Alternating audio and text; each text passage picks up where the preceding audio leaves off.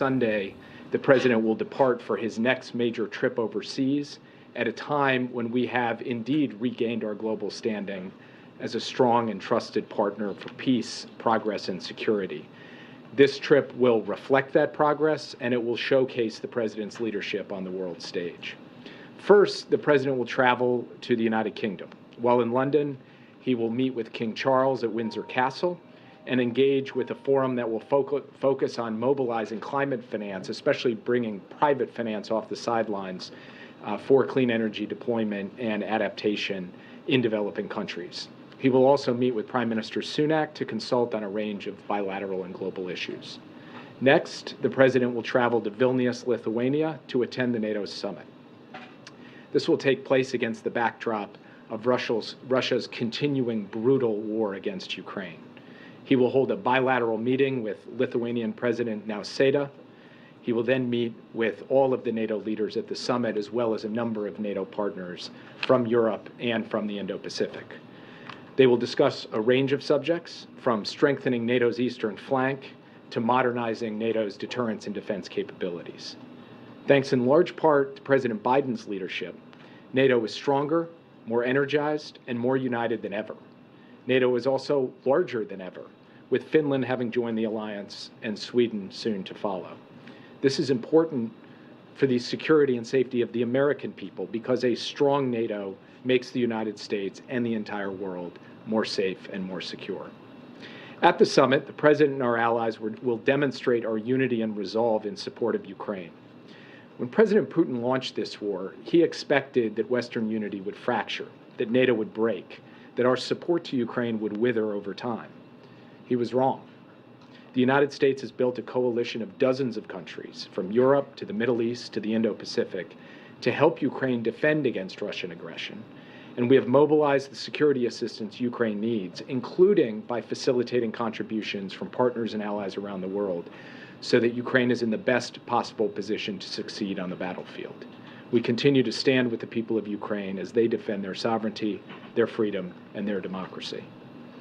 After the summit, President Biden will give a significant address in Vilnius that evening, Wednesday evening, about his vision of a strong, confident America flanked by strong, confident allies and partners taking on the significant challenges of our time, from Russia's aggression in Ukraine to the climate crisis. Finally, the President will travel to Helsinki, Finland, where he will meet with the President of Finland, Niinistö, and participate in a U.S. Nordic Leaders Summit. In these meetings, the President will advance our close cooperation with the Nordic countries on shared regional security objectives, along with shared efforts on technology, health, climate, and clean energy. So we're looking forward to a busy week in Europe, and we're looking forward to the President being able to further solidify, strengthen, and give momentum to the strong, united alliance that has been standing up so effectively against Russian aggression. As I mentioned, because we've seen all of these reports on the provision of cluster munitions to Ukraine, I will leave it to the Pentagon to make a formal announcement later this afternoon for the next drawdown package, and to go into the details of that drawdown package and the specifics on the types of munitions being provided. But I will use this opportunity here today to make a few points. First, we base our security assistance decision on Ukraine's needs on the ground. And Ukraine needs artillery to sustain its offensive and defensive operations. Artillery is at the core of this conflict.